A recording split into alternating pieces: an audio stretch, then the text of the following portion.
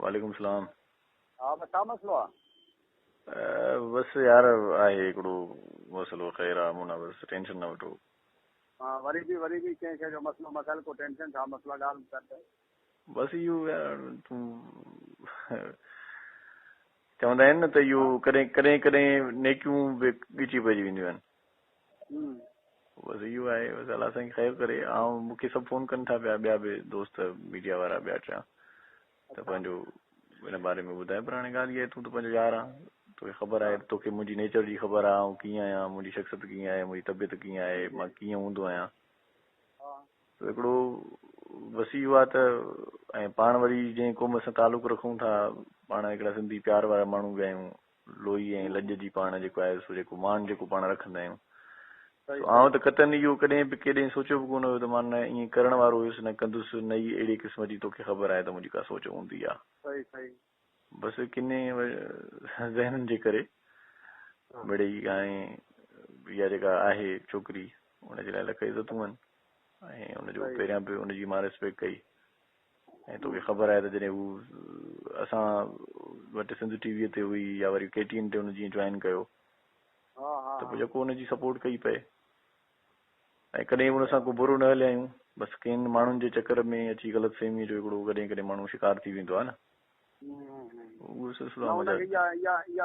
तव्हां खां दिलि थी हूंदी, तव्हां हाणे हिकिड़ा फेमस हिकिड़ा माण्हू हो, ऐं तव्हांजी अलाह माशाअल्लाह वॾी लख इज़त ॾिनी आहे, ऐं हुन छोकिरी जी का एतिरी का हैसियत न आहे, शायदि हुनखे सिमती मां कढियो हूंदो, हुन खां पोइ हुन कढ माण्हू लॻी पिया हूंदा घणा, माना त साईं जागरण न उहो हाणे मां उन ते न ॻाल्हाईंदुसि यार। हाणे ॻाल्हि इहा आहे त कंहिंजी लॼ आहे न, उहा बि कंहिंजी न्याणी आहे, अलाह साईं हुनखे ख़ुशि रखे, पाण छो हुनजे लाइ रूबरू कयूं।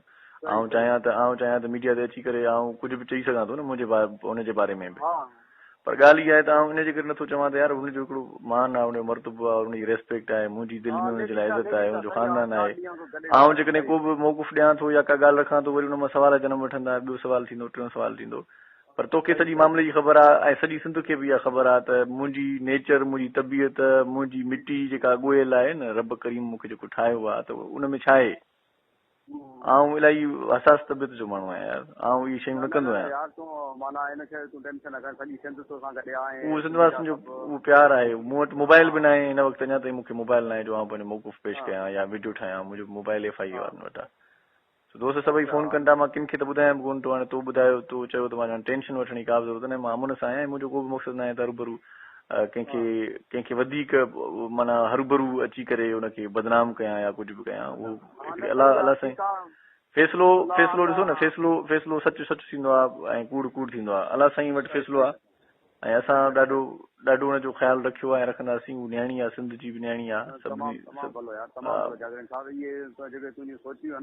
ये हमेशा तुंहिंजियूं हुजणु खपनि, तमामु भलियूं आहिनि। अलाह जल शानो तोखे इज़त ॾिनी आहे, अञा इज़त तोखे ॾींदो, ऐं जेको तुंहिंजी इज़त सां खेॾे थो इंशाअल्लाह। बसि इहो आहे, इहो ॾुख थियो, इहो ॾुख थियो मूंखे त असां ॾिसो न, हिकिड़ा middle class, lower middle class जो माण्हू आहियां। मूं जेको पोरियो कयो आहे, इल्मु अदब जो पोरियो कयो आहे, मूं तालीम जो पोरियो कयो आहे, मूं ही शोबिज़ जो पोरियो जेको कयो, उहो मूंखे ही जेको शाइरीअ जो पोरियो कयो, ही को मंज़िलूं मूंखे आसानी सां थोरी मिलियूं आहिनि। मूं महिनत कई आहे, स्ट्रगल कई आहे, 100% मेरिट ते जेको आहियां। मूं कॾहिं को कंहिंखे का मानी दावत न कई आहे, मूं कंहिंजी का चमचागिरी न कई यार। बसि इहो आहे त मां फेमस छो आहियां, मसइलो इहो आहे। बसि अलाह ख़ैर कंदो, जो वड़ जिनी सी था, जेको हुननि जो आहे उहो। आउं तहे दिलि सां सभिनी जो एतिराम कयां थो, जिन बि मूंसां प्यार कयो आहे, ऐं आउं हुनजे लाइ बि दुआ कयां थो त सदाईं साण मुंहिंजूं दुआऊं अथई, मोहबतूं माण मुंहिंजूं दुआऊं अथई। शेर ॿुधो अथई न मुंहिंजो, ऐं सूंहं वारनि जो हर ज़माने में हूंदे अॻुवाण मुंहिंजूं दुआऊं अथई, सदाईं साण मुंहिंजूं दुआऊं अथई। ऐं चंड तारा कंदा पिरी हर हर, तुंहिंजी वाखाण मुंहिंजूं दुआऊं अथई, सदाईं साण मुंहिंजूं दुआऊं अथई। मौला खे ख़ुशि रखे, को मसइलो न आहे। दुआऊं जानी दुआऊं। बसि अमुन टेंशन न वठिजांइ, मां ओके आहियां, घर आहियां पंहिंजे। ओके।